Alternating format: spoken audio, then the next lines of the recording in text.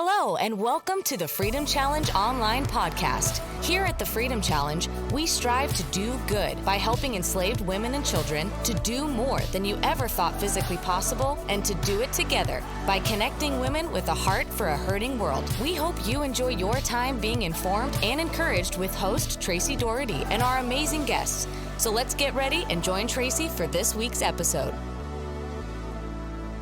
Welcome back to the Freedom Challenge online podcast. This is your host, Tracy Daugherty. If you're a new listener and wondering what we are all about here at the Freedom Challenge, we are a movement of passionate women who participate in physical challenges that test our limits while raising funds and awareness to set women and children on a pathway to freedom. This season on the podcast, we're learning about the heart of pilgrimage. And this is coming from Psalms 84:5. Blessed is the man or woman whose strength is in you and whose heart is set on pilgrimage. Now, I just came back from a pilgrimage. I was on the Camino de Santiago, and this starts in Lisbon, Portugal, and culminates in Compostela, Spain.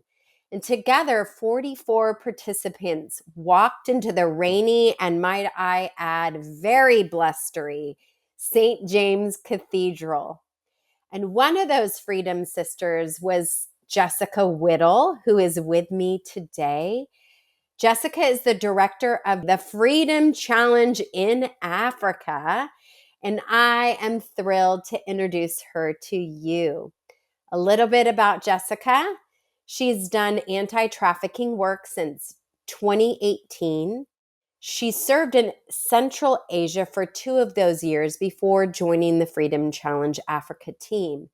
Jessica is passionate about justice and believes that awareness is vital to combating human trafficking. So here we go, Jessica. I'm so glad you can join me this morning. It's my morning and your evening. I am thrilled to see your face again. I mean, it's only been a week, but here we are. How are you settling back into life after this epic pilgrimage that we both were on? Wow, it was epic indeed. And it's so good to see you again. I can tell you I'm well rested now. It did take a few days, but I feel well rested. And yeah, still thinking about the pilgrimage, the challenge that we did, still reflecting on things. It's so interesting because you see people and they ask, how did it go? And you think, how do I describe this experience in a couple of sentences? Where do I start? Yeah, good to be back, but also good to think back and think, wow, just a few days ago, we were walking in Spain on our pilgrimage, and it's, amazing. Yeah. And to your point, I like to say, if you don't go, you don't know. There's just this mystery in these spaces that just like you and I, we just know. It was so maybe otherworldly, like time suspended, and so much inner work with yourself, with each other. And we'll talk more about that in a little bit. But I am kind of jealous that you're already well rested, because I had so many traffic. I had all these delays in the airport. I think you did too. Mm-hmm. And sometimes that's more exhausting than the actual pilgrimage itself. So I'm fresh off the airplane, but I'm here with you and I'm looking at your face going, maybe I'll be as vibrant as you in just a short amount of time. Because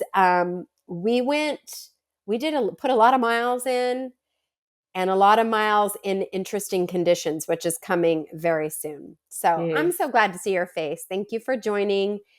And I think we all want to know, I do know, but I would love for you to share with our listeners and the Freedom Sisters who did not get an opportunity to meet you on the pilgrimage. How did you even get involved in the Freedom Challenge Africa?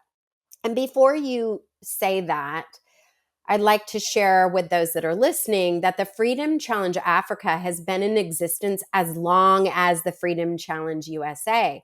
They actually were born as, I don't know, almost like twins, because the very first Freedom Challenge was in Africa. It was Kilimanjaro in 2012. And so many of the wonderful women of your continent got on board quickly with this vision and really became shapers of what would come. So it's very significant that you're in this role, and it's exciting as well. So with that being said, how did you get here? Yes, very good question. I didn't think I'd be serving in Africa or Freedom Challenge Africa. I served in Central Asia. I did anti-trafficking work then. And during the COVID pandemic, I had to come back.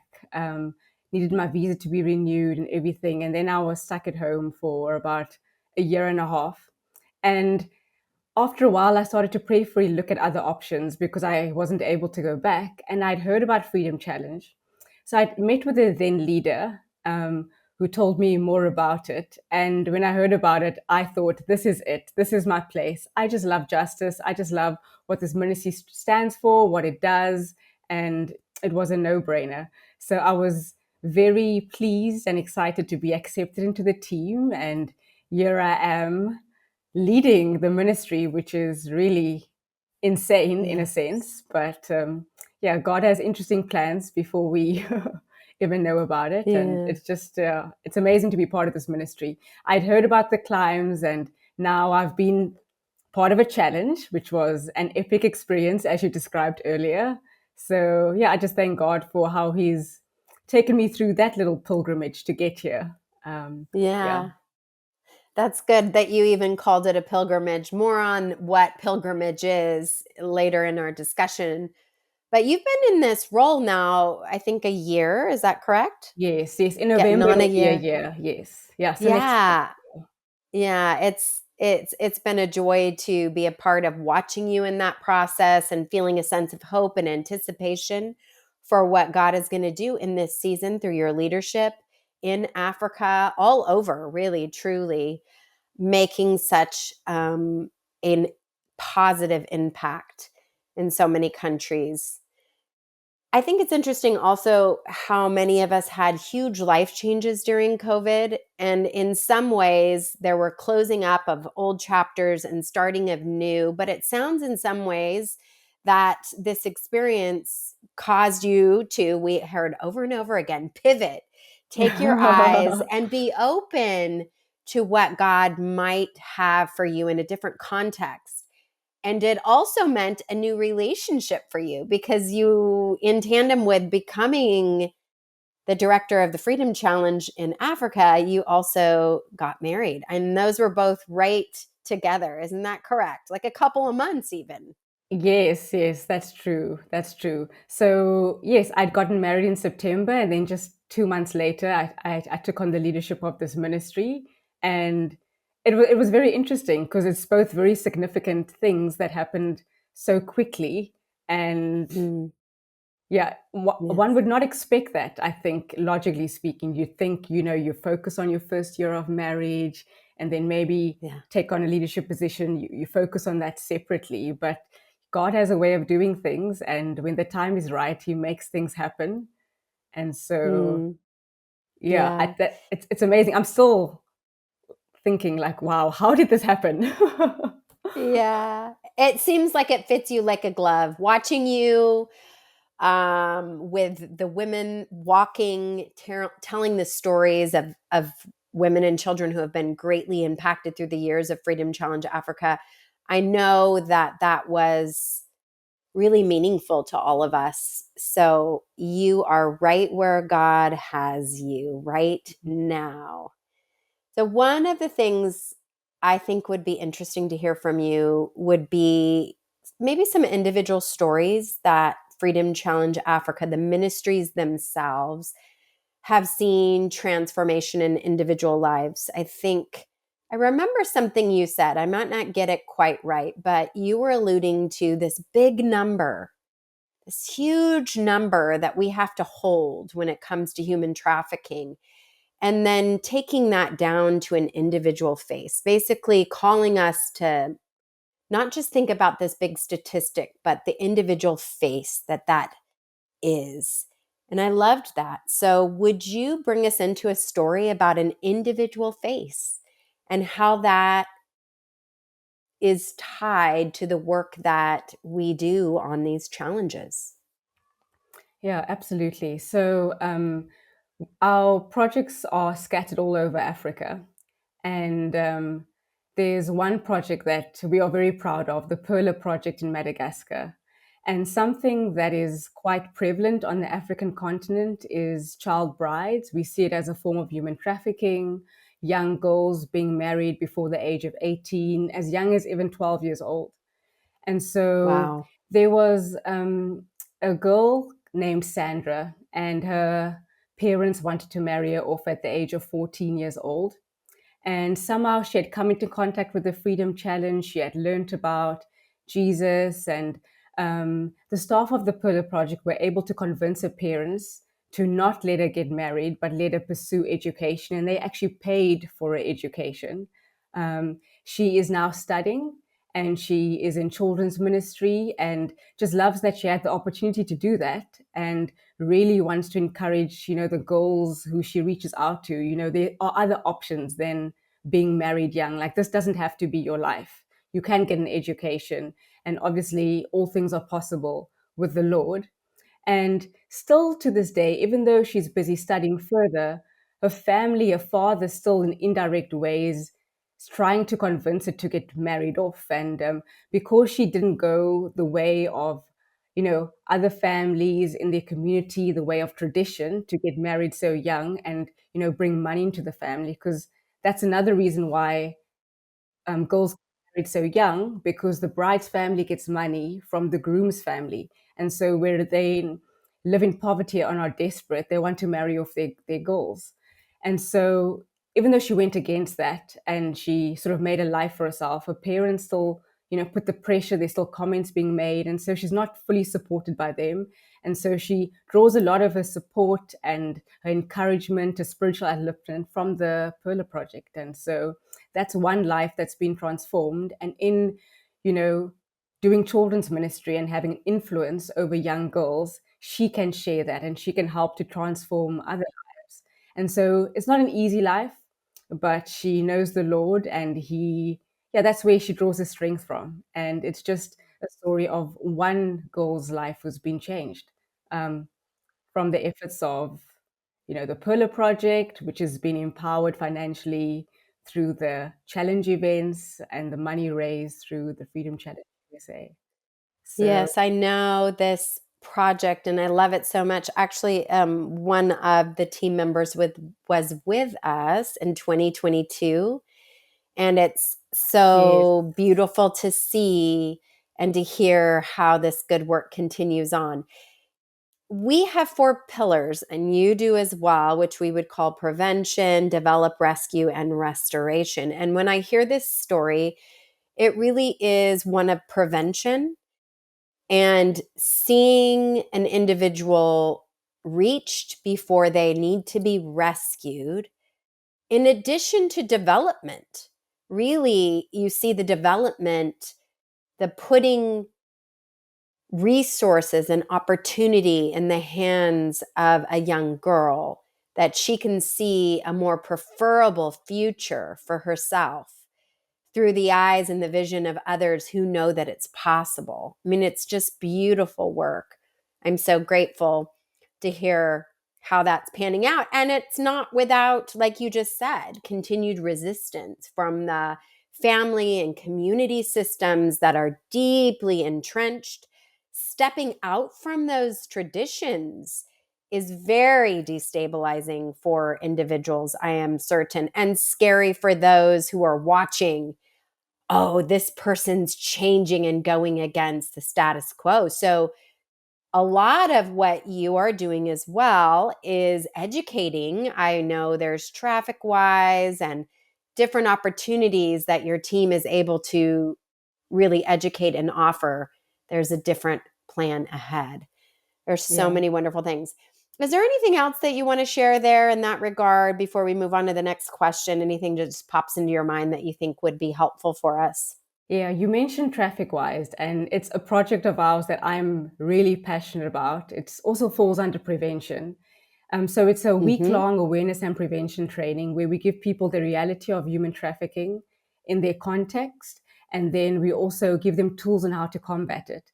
And we really want to empower the participants to go and share the message, go and do awareness in their circles of influence. And so we try to stay in contact with them and have them, tell us what they're doing, who they're sharing with. And it's always amazing how when they're in the training in the week and they realize the reality of how bad it is, Mm. how atrocious, how horrific. But then they also know that, wait a minute, I can do something and I've got tools to go and do something. And then they go and share it. And then we receive stories and photographs of what they're doing and the feedback. And it's just amazing. So you're empowering a group of maybe 20 people doing the training, and then they go out and they share it with other people. And so yeah, that's how that sort of spreads. And yeah, we're able to take this all over the continent to different countries. And yeah, in addition to all our projects on the ground in a certain place, this is something that really has impact. And so it's really exciting to see. No doubt. I mean, could you just name a few places, a few countries in Africa that Traffic Wise has taken root? Yes, I mean, we've been in Tanzania, Mozambique, Ghana, South Mm. Africa, Zambia, and then some of our projects even, take that and do awareness as well. I think of one of our projects called Hope on the Streets. They reach out to Hmm. children, to boys specifically, and then they do awareness with them as well. So that's really amazing to see. And It these is. are the trainings that I'm aware of before. There have been others, and so I'm sure they've been in other Yes, countries as well. But we want to continue to do it. I mean, you can never stop doing awareness. There's always that's people who right. don't know, who haven't heard, or they have misconceptions about what human trafficking actually is, and so you can share that Hmm. and debunk the myths. And that is so powerful when they know what the truth is and what the signs are that they can look out for. So the work of Yeah. awareness never stops. Yes, I agree. And I think that there's power in this peer-to-peer influence, Mm. putting the information in the hands of individuals who can then, from their own lives and experience, bring their friends or those in their family into the conversation as well. It's very impactful. Well, thank you. And there is so much more. I happen to know that, but this is a little tickle of some of the areas that Freedom Challenge Africa is really excelling and seeing great impact. And we get to be a part of helping tell the story and raise funds. In particular, the event that we were on, Jessica, if you can believe it, we are just a little over $400,000 now. And you saw firsthand how these women are so passionate to tell the story of those who are not enabled to tell their own story. And we can say, we like to be the voice for those who have not discovered or had an empowered voice yet. So, what was your first ever challenge like? You joined us in the El Camino de Santiago challenge just a few weeks ago. What was your experience like? And maybe something that took you surprise about yourself or God or the event itself. Yeah, absolutely. It was amazing. It was amazing to be on the other side of, how things work, in the sense that our projects and our ministry, we're on the receiving end of the funds that come. And we see the funds that come and we're like, wow, this is amazing. Freedom Challenge USA works so hard. How do they do this? But then to be on the other side and meet the women involved in signing up for the challenge, raising the money. I mean, it's just amazing. And the women themselves are so passionate. The fact that they would sacrifice their time, do the training, pay the fees, the flights and everything to, do a challenge for an important cause. It's just amazing. I remember on the first night, so I was part of the 10-day team, and we had arrived in Tui and we had dinner, and then we met the other two teams and they welcomed us. And it was getting a little dark and people were greeting each other. And I just stood there by myself in the dark and quiet moment, just looking at everyone, looking at all these women. You could see some people knew each other. They were excited to see each other for a long time. Others maybe didn't, but there was such an excitement for more people joining the challenge and finishing together. And I was just in tears Mm. because Mm. I thought, wow, this is what happens. This is the other side. This is sort of the engine room of, the funds and the awareness and the prayer. And it was just amazing. I was personally so touched by it. I remember the excitement. We were there in front of that church, that big dome, and the women were lined up and cheering you on as you came through. And everyone was getting their event t-shirt and a prayer card. And you could just feel the energy and the passion of the Lord.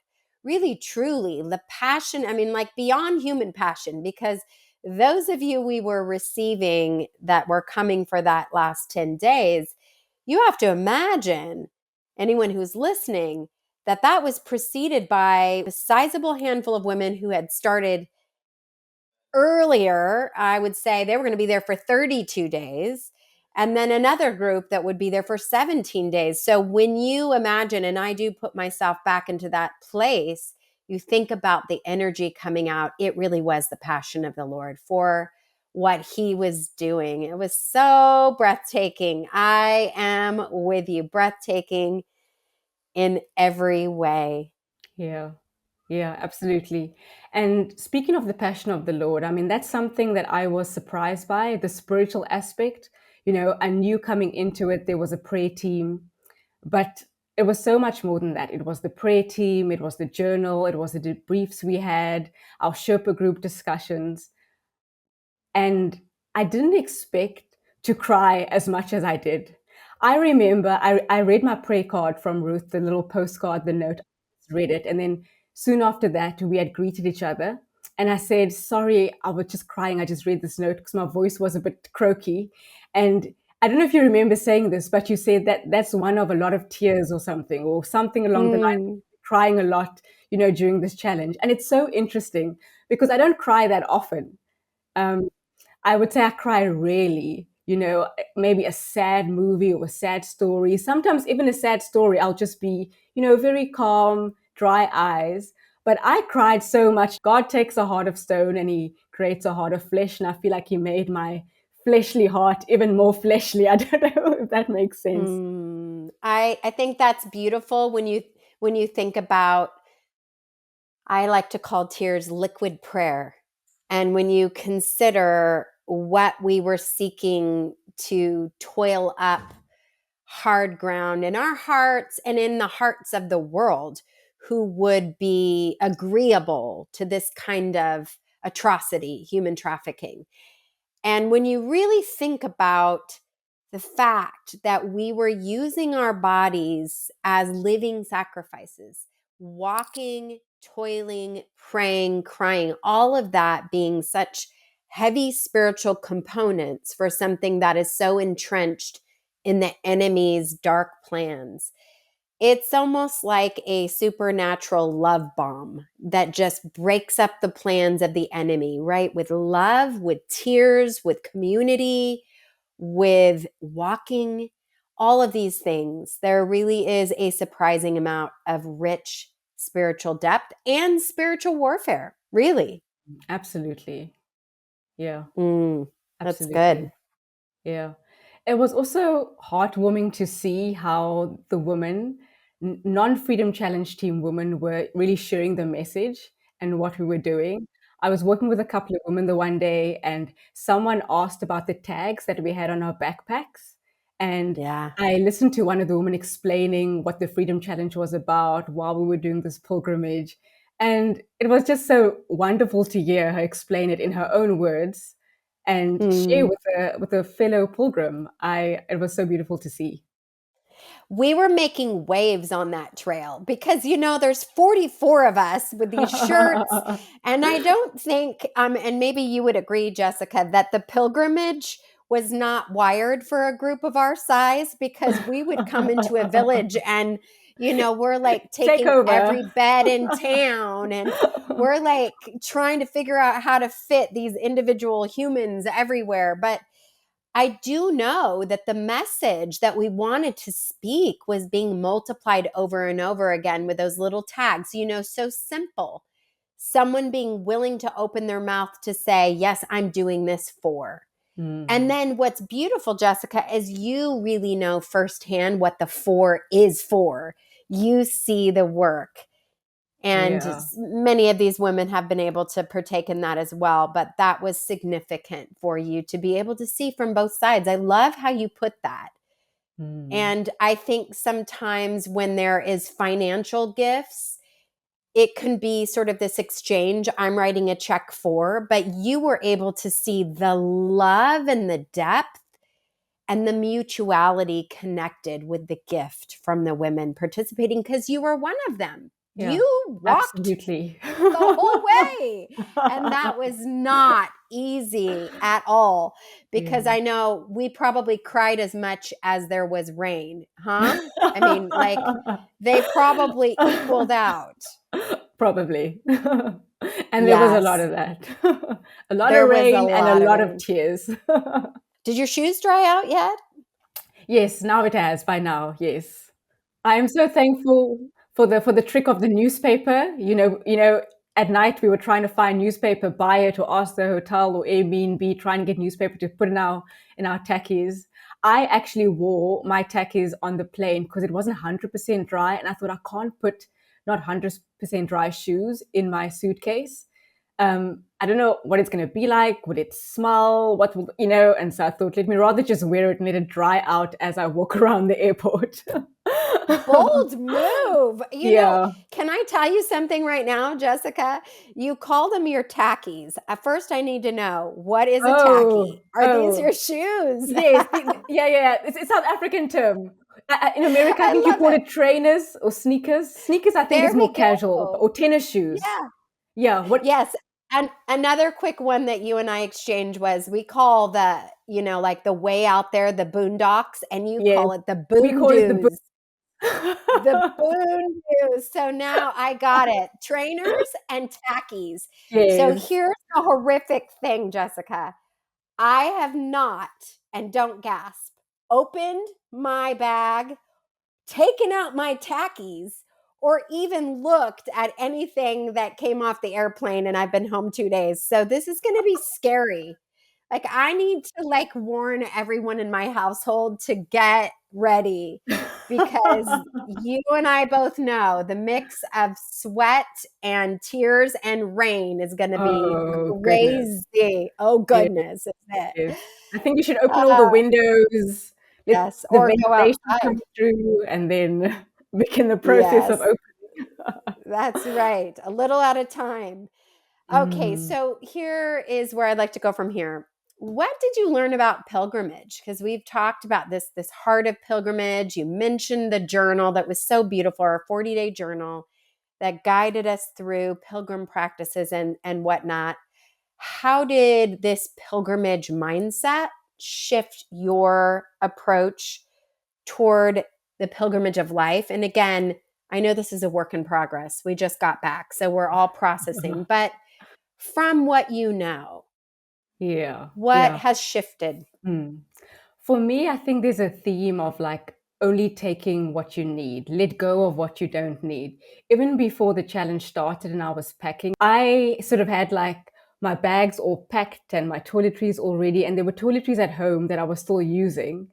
And a couple of days before I was running out of things, I ran out of my shower gel, out of my body lotion, out of my toothpaste. But it was okay because I wasn't going to be home for 10 days. I didn't need it. So I could sort of see this theme of like only what you need, sort of provision, sort of seeping through. I had a sense of that. And then even looking at my case, thinking, oh, I don't need this top, I don't need this extra thing, I don't need this extra pants, taking it out and just trying to pack as light as possible. And then during the pilgrimage, there was definitely lots of provision. And one of the provisions was an umbrella, which you helped to provide. Yeah. So the one day when it was starting to rain, we heard the rain was coming. And so the Yep. rain came from the morning, from when we set out. And I thought my jacket that I had was sort of built for the rain, but it was not. I guess it was more breaker with a hood. And I was getting so really at the beginning, still in the morning. And Tracy had seen me from behind, and without my knowledge, Tracy, you messaged another woman to buy me an umbrella. So I'm walking in the rain, I'm getting wet, I'm thinking, wow, is this my day? Just mentally preparing myself for the day, praying, Lord, let the rain stop so I can get dry. And then we had a bit of a stop, and then you told me an umbrella's on its way. And I was like, wow, thank you, Lord. Mm, Without yeah. my knowledge, an umbrella was provided. And that's what God does. He provides things even that we don't ask for, but He knows that we need it. And then someone gave me a poncho. And so my umbrella arrived. The ladies helped me put on my poncho. I really felt the sisterhood at that moment. And Mm, so that was some provision during the days, we would stop at cafes. You bought me coffee the one day. Someone else bought me lunch another day, and so food was being provided along the way. I was short on electrolytes. I got salt from another woman. I got some mm, electrolytes. All along the way, everything that I needed was provided. And even mm, the big thing like the umbrella, I think that was the biggest thing because it rained a lot. And the last day it rained really hard a lot. And I don't know how I could have finished without that umbrella. I mean, I mm, just don't know. But it saved me, so to speak, and it was provided along the way. I didn't take it with me. Along the mm. way, along the journey, what I needed was provided. And Wow. so it's so amazing. And I had budgeted, enough euros for every day for the snacks according to the, suggestions.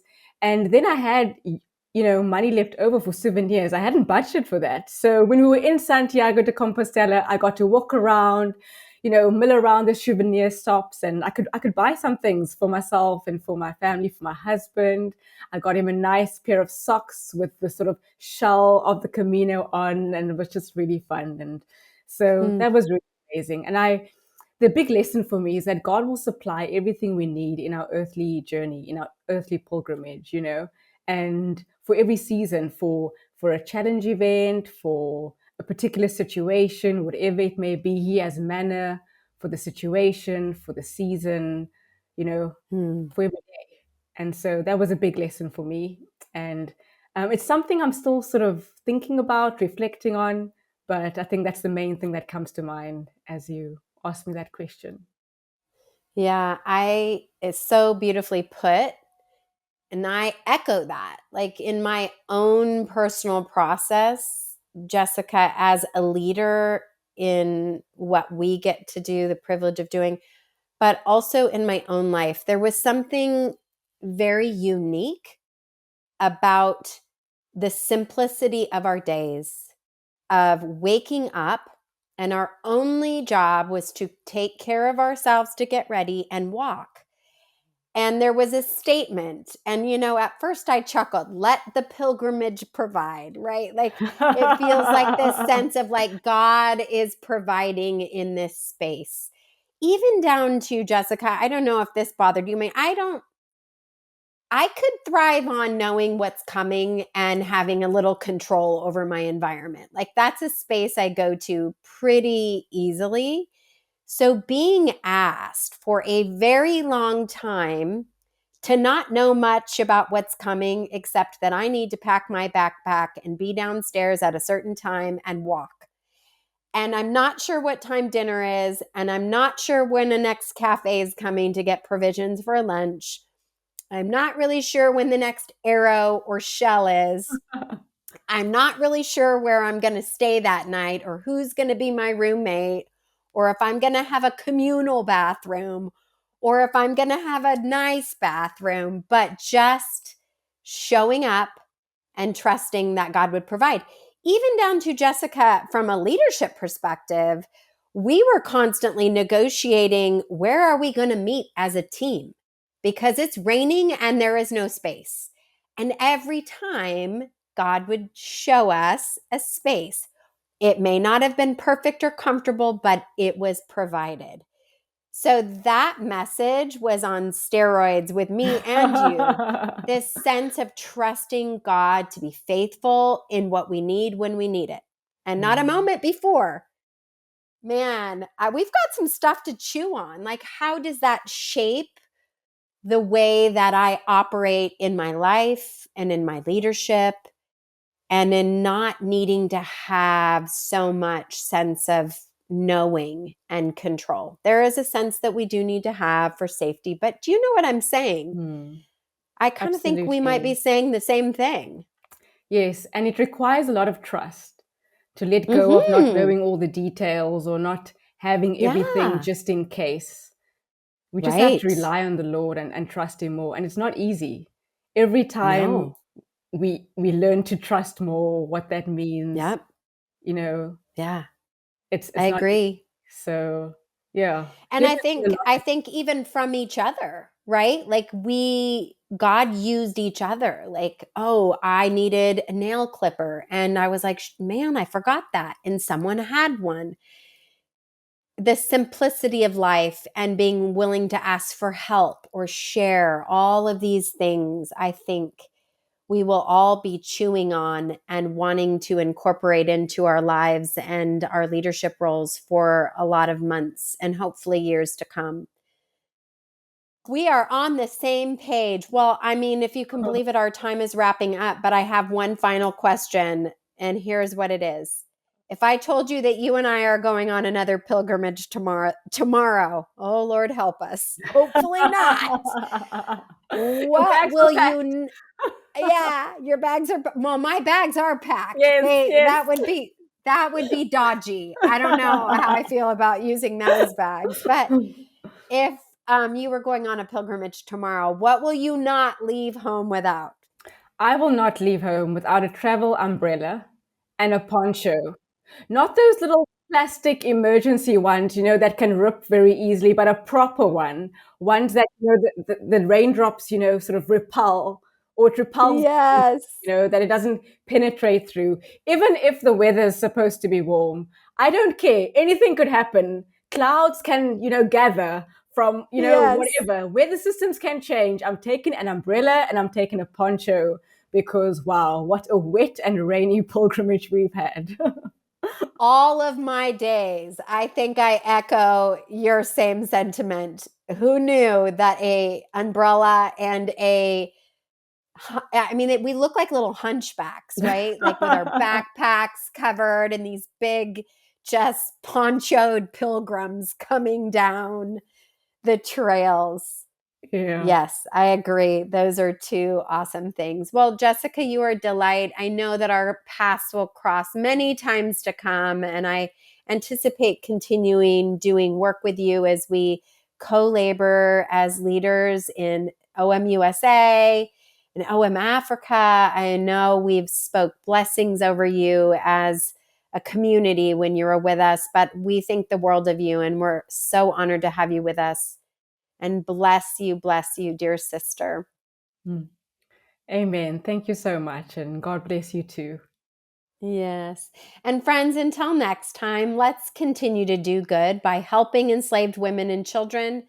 Do more than you ever thought physically possible, but bring your umbrella and your poncho and do it together by connecting with women who have a heart for a hurting world. Until next time, bless you, Freedom Sisters. Thanks for listening to the Freedom Challenge online podcast. If you liked what you heard, join the fight to set women and children on a pathway to freedom across the globe. We are a proud ministry of Operation Mobilization USA and encourage you to learn more at thefreedomchallenge.com and omusa.org for how you can get involved. Follow us on Facebook, on Instagram at the FCUSA, and don't forget to subscribe and leave a review to let us know what you think. We'll see you next time.